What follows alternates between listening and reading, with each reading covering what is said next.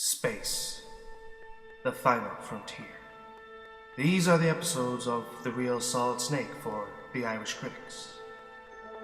Its mission today? To create a top 5 list of the best and worst of the first 10 Star Trek movies. To say which ones were great and which ones sucked the most balls. To boldly go where everyone has gone before.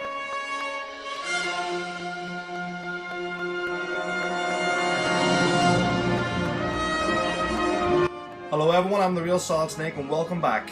Now, following on from yesterday for my top 5 best Star Trek movies, here are the top 5 worst Star Trek movies. Number 5. Star Trek Generations.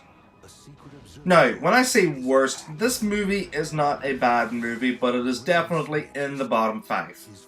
Why is that? Well, because storyline sucked, really. It's about going into the Nexus, which is a kind of like this a ribbon in space that can transport you to in any kind of time period where you can be happy forever and ever. And it pretty much the focus on this story is Dr. Tolian Soren, played by Malcolm McDowell, who wants to return to the Nexus at any means possible. And if that means destroying an entire galaxy to do so, then so be it. Now, this is actually the Next Generation crew's big motion picture debut. I think it could have been a stronger debut for them, but then again, the original cast and crew didn't get the strongest movie debut either. Everybody always gets screwed around. The thing about it is that, well, sometimes it's slow, boring, just, doesn't really take you a lot to get into it. And plus, Data in this movie is unbelievably irritating. It's really hard to, take it in, to really enjoy it as much. And I don't know why, but the Next Generation crew just doesn't seem that great to watch as the original cast and crew. Now, many people might say that, hey, the Next Generation show is superior to the original, but yeah, I also say that it's not as recognized as the original either. I mean, the original cast and crew are always going to be my favorites regardless. It's as simple as that. Also, yeah, I gotta also mention the fact that, big spoiler alert here, Kirk dies in this movie. And people were kind of pissed about that. They said they wanted him to go out in a all spectacular glory, blaze of fashion. I say, he risked his life to stop Soren from killing millions of lives. And, well, in doing so, it did actually cost him his life. I'd say that's pretty damn heroic. Now, we all know that, from other movies, that Kirk said he was going to die alone, and that didn't happen. Well, who cares? At the end of the day, I actually did like that. I thought Kirk's scene was kind of emotional. It may not have been the one everyone wanted, but I say, hey, he died heroically regardless, and no, not everybody was going to be pleased either way. Still, in regards to the film, I just found it a bit dull, annoying, storyline was just weak, but it's actually not an entirely bad film. It's just wasn't strong enough to make the top 5 either. So, Star Trek Generations at number 5. Number 4. Star Trek Nemesis. Now, this is the movie that every Star Trek fan will probably consider to be the worst. No way. Star Trek Nemesis may be severely flawed, but it is in no way the worst. Now, the flaws are, well, first of all, it's one of the even-numbered Star Treks, and it's actually crap. It is all to bad like you, but it's actually a watchable bad film. The thing about it is, Tom Hardy, believe it or not, that there is Tom Hardy. And it just didn't really do much. It just seemed like an empty movie with another weak storyline. Yeah, we seem to be getting that a lot, like the Next Generation films, don't we? It had a weak storyline and weak villain. Pretty much the whole thing about it was that nobody cared. I think around the time this movie came out, everyone was just feeling the fatigue of Star Trek, and everyone was just sick to the back teeth of it. It didn't really do anybody any favors. This was to be the Next Generation crew's final send-off too, and they didn't really go out great. No, this movie was a spectacular letdown. Another reason for its failure is because they released it at a time whenever the Lord of the Rings: The Two Towers was just about to be released, and Harry Potter and the Chamber of Secrets was still enjoying its box office run. So they kind of released it in a very cramped market at the time that didn't really do it any favors. It was one of the catalysts that helped kill off the Star Trek franchise for many, many years. So, no, just didn't do me any favors, but it's easy enough to watch. So, Star Trek Nemesis at number 4.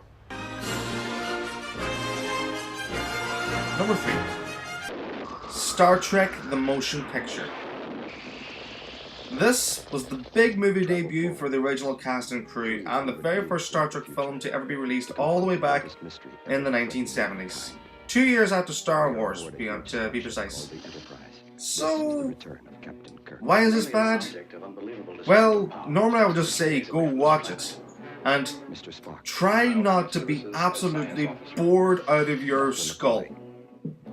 This movie has been nicknamed by many fans the slow motion picture, and rightly so. It is the most boring experience you could ever have in the cinema. If you really are, if you really just want to fall asleep, right, get under your quilt, turn on the TV, and watch Star Trek The Motion Picture, and you'll fall asleep in no time.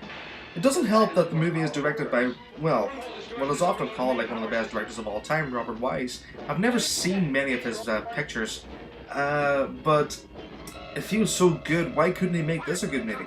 I think at times he was just trying to replicate 2001, to be honest with you. I mean, if you look at some of the scenes, like, you know, it seems like more carbon copy of it. To be honest with you, I don't know how more sequels got made of the Star Trek franchise after this. It was just an unmitigated disaster. I struggle to watch it, even today. So, it's not recommended.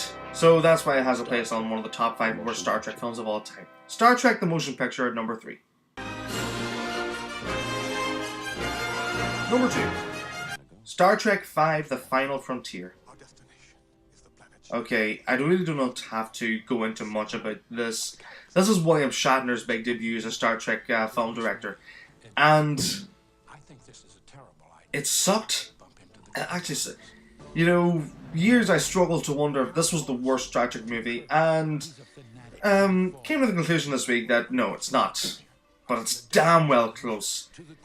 All I can say is that this movie is... Star Trek 4 didn't take itself seriously. They tried to replicate it here times 100. Well, the crew is on holiday in the wilderness. All I can say is that these don't really make for interesting things. A lot of the time, they're just goofing about. One scene in particular is whenever they're trying to teach Spock how to sing, and around a campfire, I could honestly say it's just excruciating to watch. But the worst crime that they ever could have inflicted upon us was the fan dance scene with Uhura. Now, don't get me wrong, right? Nichelle Nichols was incredibly sexy back in the day, but she was probably pushing 60 at that point, and I don't know why they thought this would be a good idea to do. Plus, it brings in one of those storylines, like, of where, you know, the brother Spock, it's one of those things like, oh my god, I have a brother, and, you know, it's just inexplicably told us that, oh, you never asked, kind of thing. I don't like it. I hate watching it. It's just a cringe fest. It's just bad. It is just really, really, really bad. So, Star Trek V at number 2. And the worst Star Trek movie of all time is Star Trek Insurrection. Talk about a lame film. This just had everything going against it. The cast and crew of the Enterprise were just bland. They didn't really care much for this movie. You could see it whenever they were portraying their roles. They were just, I don't know, again, not taking everything seriously.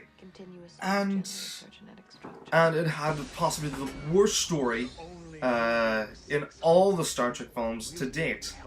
It just, it was once again about Data, okay? Now, everyone loves Data, but they didn't make every single Star Trek film from the original crew about Spock, did they? That would have just been bad. Star Trek Insurrection is, without a doubt, one of the worst pictures of all time, as well as being the worst Star Trek film of all time. All I can say is that its story makes no sense, characters are awful, the plot is awful, the direction wasn't exactly the best. Sorry, Jonathan Frakes, but it really wasn't.